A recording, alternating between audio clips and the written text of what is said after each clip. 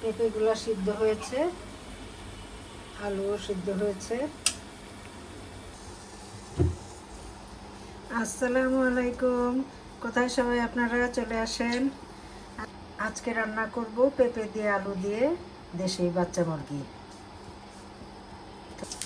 তেলের মধ্যে দিয়ে দিলাম জিরা আর গরম মশলা,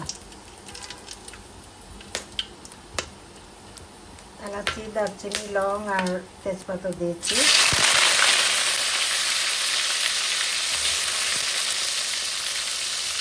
দিয়ে দিলাম পেঁয়াজ বাটা, রসুন বাটা আর আদা বাটা।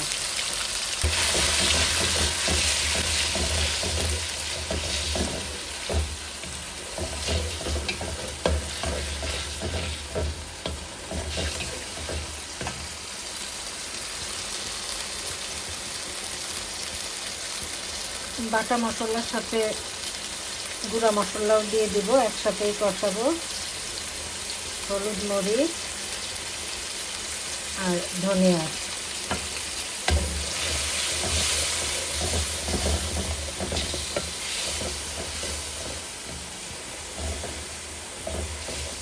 মশলাটা কষানো হোক।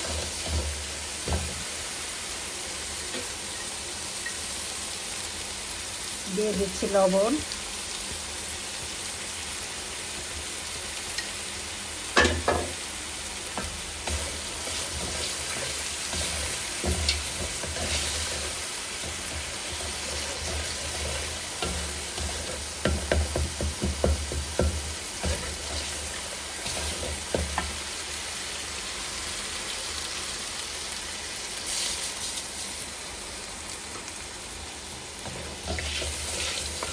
পানি দিয়ে মশলাটা ভালো মতো কষিয়ে নেব।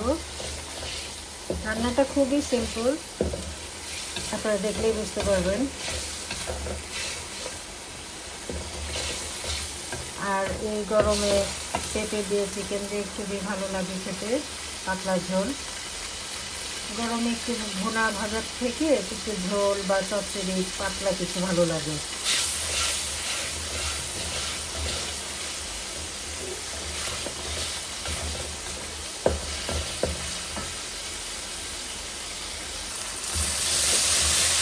মশলাটা কষানো হয়ে গিয়েছে, এখন দিয়ে দেবো চিকেনগুলো।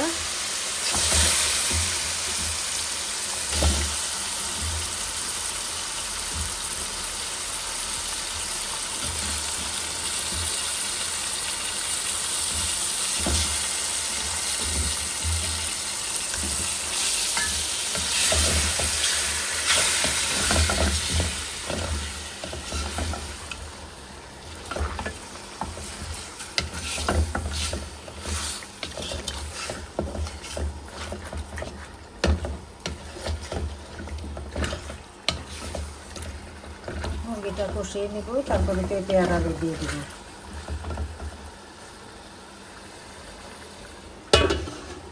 মুরগিটা কষানো হোক, তারপর ফিরে আসছি।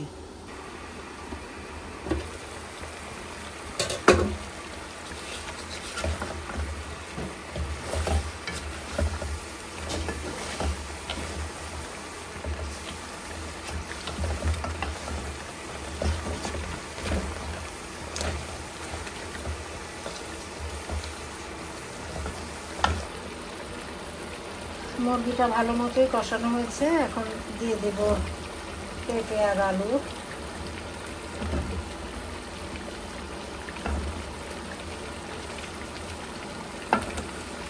বাচ্চা মুরগি সিদ্ধ হতে বেশিক্ষণ লাগবে না।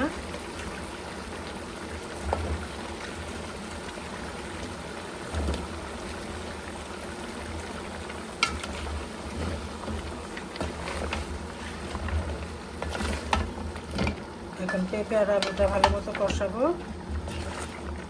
পানি গরম করে রেখেছি, পরে গরম পানি দিয়ে দিব।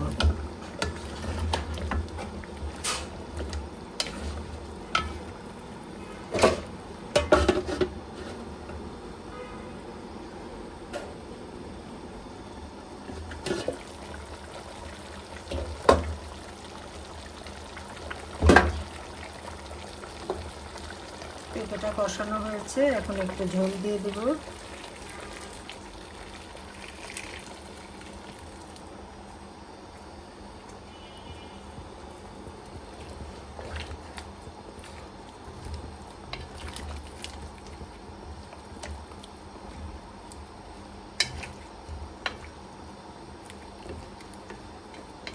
এখন পেঁপেটা সিদ্ধ হওয়া পর্যন্ত অপেক্ষা করি, ঢেকে দিই।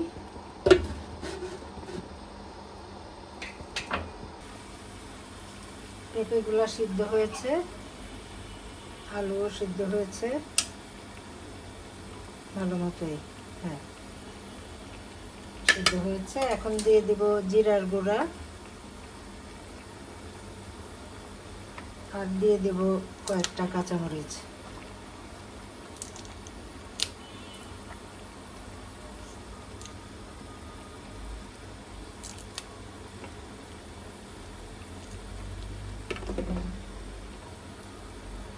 তো এই হলো আজকের রান্না।